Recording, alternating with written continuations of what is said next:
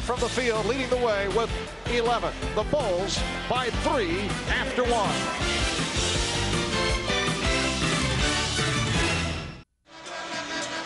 Over the years as a member of the New York Knicks, Phil Jackson was a very popular player here in New York. In fact, he was a member of the '73 Knicks championship squad, but recent years as coach of the Bulls, he has been treated differently. And I talked about that with Phil earlier, and I asked, what's the worst that you have been called here at Madison Square Garden? I guess the whiner, don't be a crybaby, quit complaining to the referees, sit down, shut up, you know, those kind of things, comments when you get up and, you know, get supportive of the team or come to the team's defense. Those are the things that, and the derogative things that can follow behind that. And I was at home with your wife. I mean, here, I think. Thank you. Little attempt at mirth, Czar. It was very nice of Phil to clean it up for us as to what the worst things were that he heard. No, there are a few more things that he's heard, he just didn't use them. Yes, he has been the subject of the back page of several New York tabloids the last week or so. Here's Paxson opening up the second quarter. Mason on the rebound. The Bulls 31, the Knicks 28. Knicks cooling off after the fast start. They open up 10 of 11 from the field, finished at 2 of 10. Patrick Ewing with his second bucket. He has 5, and the Bulls now lead by 1. Michael Jordan with 5 assists. Look out. See his foul. 5 assists in the first quarter, but only 2 field goals. 2 out of 6 from the field. What's the question coming in? Will it be Michael the shooter or Michael the playmaker coming into tonight? Looks like he is looking to dish it off, at least at the start. You got to have a very strong will and a very big heart when you go down against the New York Knicks, because between Mason and Smith and Ewing that are out there, once you get close to that colored area, the blue area, the painted area on the floor, their instructions are slow it down. You don't let anyone get to the front of the rim. So when you start down there, you would have some toughness about you if you want to try and finish against them.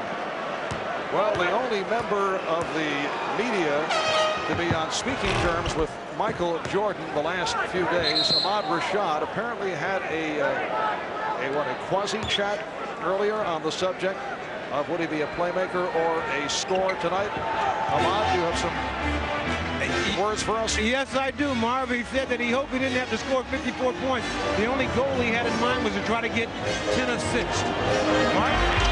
Well, he has 5 assists to this point. The Bulls, without including the Jordan stats, as Ewing is fouled, the basket counts.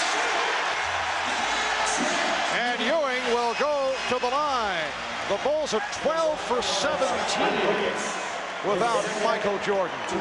I had mentioned earlier that Patrick Ewing has respect for only one guy, Bill Cartwright. Anybody else, he just basically knocks out of his way, throws Purdue down on the floor, steps on him once or twice, still goes up and gets a score. He knows that he can overpower all the backup people behind Bill Cartwright. So for Phil Jackson, Chicago, that's why it's so important to be able to have Cartwright out on the floor 30-plus minutes against the Knicks.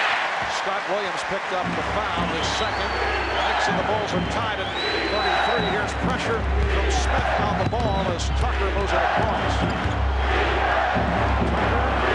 picks up Jordan in a 3-guard setup along with Purdue and King. Blackman is guarding Jordan. Smith with the rebound. So Michael is 2 for 7. Inside, will it count? Mike Mathis says no. The foul before the 3-second violation. So Chicago will get it back. Patrick Ewing had run out in transition, was way ahead of Will Purdue, so Stacey King wound up picking him up.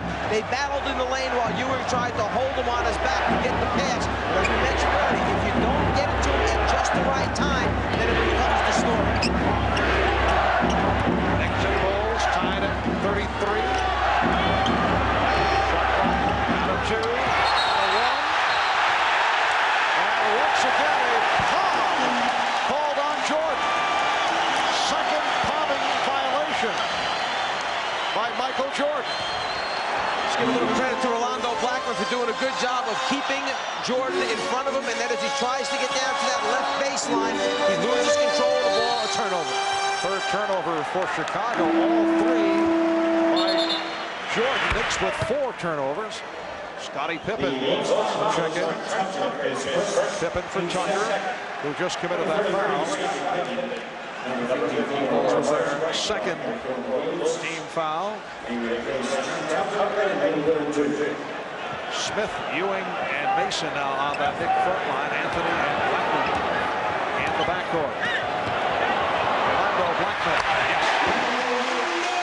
Rolando has had a difficult time getting going in this series. Because Blackman is a player that you want to run off screens, that means that if Michael Jordan is guarding as he was the last time down, Jordan's the one that's getting hit by those screens, taking just a little bit more out of Michael Jordan each time down. With the post-up, Grant with the rebound on call for a travel. 9.5 remaining. First half, the Knicks with a 2-point lead on Chicago.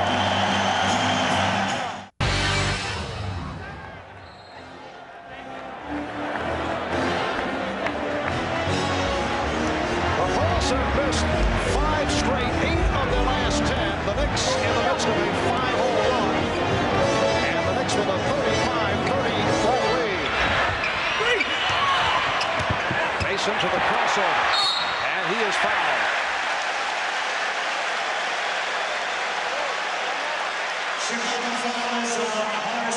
Mason having the ability with his size and strength to put the ball on the floor has been one of the keys for New York to, 1, beat the press by Chicago, 2, that once they get up into the half-court area and the first and second option are taken away, at least he can break your defense down by putting it on the floor.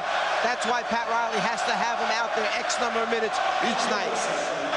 Horace Grant departing after picking up his third. Scottie Pippen raising his hand to try and draw the foul. Once again, Anthony Mason with the creative haircut. The mace. Apparently an M carved on his left eyebrow. Knicks with a 35-33 lead. Paxson and Tucker now in the backcourt. Williams with King and Pippen up front. So Pippen is running the team. Shot clock at 8. Shot clock at 5. Stacey King. Very difficult shot. It was altered by Patrick Ewing. Excellent half-court defense that time by the New York Knicks. In the end, the floating hook shot by Stacey, challenged by Ewing, no good. And a foul on King, a push for the Bulls. It is their 4th team foul. Trying to clean up that post play. If you wrap your hand around the waist of the offensive player and impede his progress, the ability to move away, it's going to be called a foul. Michael Jordan getting a wrist at this point. Ewing is fouled again. Hacked by King. And that also puts the Bulls over the limit. Ewing will go to the line. He was fouled in the act. Every coach wants you to challenge a jump shot, but they don't want you to foul jump shooters. Challenge the shot, get a hand up on the basketball, but don't foul jump shooters, because good free throw shooters shoot 80+ from the foul line. Good jump shooters shoot 50% from the floor. So make them a 50% shooter rather than an 80% shooter and trying to earn those 2 points. And Patrick Ewing has been an erratic free throw shooter this season. Here's Bill Cartwright back. Stacey King will sit down. Ewing 72% from the line. The Knicks are only 5 of 12 at the free throw line. They have not been a good foul shooting team. Same for Chicago. Pippen with the rebound. The Bulls have not hit a field goal the last 4.5 minutes. And Phil Jackson went with this smaller lineup in both games in Chicago, and it produced baskets for him. It was effective here thus far. They have really struggled offensively. Anthony able to hustle it down. Anthony getting it down, going all the way. He surprised the Bulls. The Knicks 37, the Bulls 33 with 4 minutes gone by in the second quarter.